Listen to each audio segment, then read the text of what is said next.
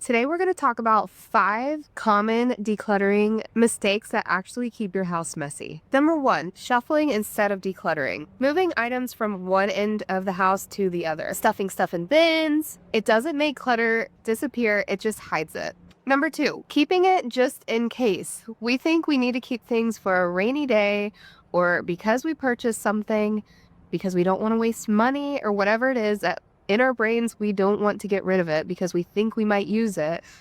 That mindset is just holding us back. And ultimately, that is going to lead to more clutter built up.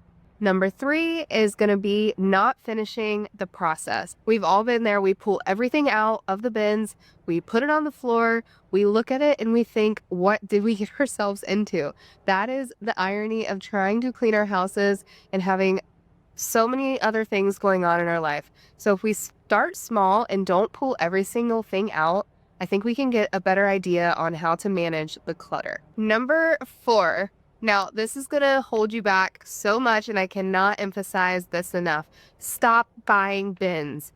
We don't need more bins to manage the clutter. We need less bins so that we address the clutter and actually go through the clutter, because the more bins we get, it's just hiding the fact that we're trying to store things, and we don't want to store things. We want to get rid of things because ultimately we know that those things are not bringing us joy.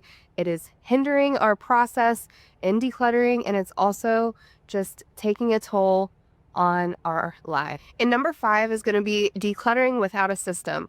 Something that I really encourage you to do is do one room at a time and don't hit the next spot until you've completely tackled that. So maybe not even the room in a whole as a whole, but maybe start with your wardrobe and go through your clothes, and that would be called phase 1 of decluttering your closet. I went through multiple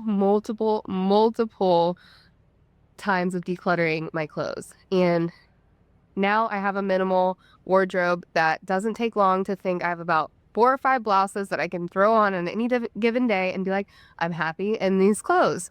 So if you're struggling with clothes, that might be something that's holding you back because you don't know how to just get rid of it. Like, if you don't love it on your body, get rid of it. Don't keep it. Don't hold on to it. So anyways, yeah, start with systems. Start in your brain saying, I'm just going to go through my closet today. I'm just going to go through the one drawer today. And you're going to want to get a trash pile. You're going to want to get a donation pile, and you're going to want to get a sell possibly pile if you think that you can make money on it. But don't let those things hold you back either. If selling it's going to take longer than the time that it takes to even get rid of it or donate it, that's more stress for me at least. So I just would prefer to give it to somebody who could use it. Remember, guys, decluttering is not about perfection.